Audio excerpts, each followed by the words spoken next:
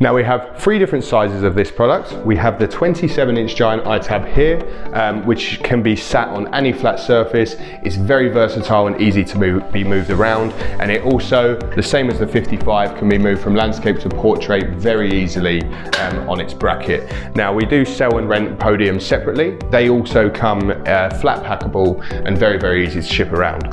Now we have the 43-inch giant iTab here.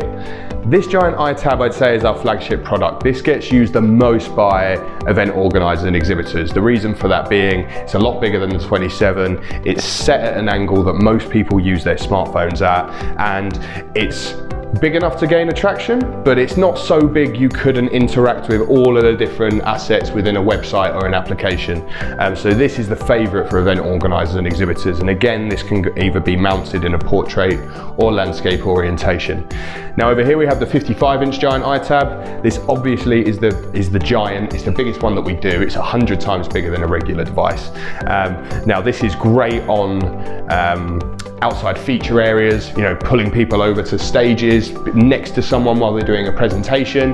This is the one that will pull people over and really be impactful from afar as well.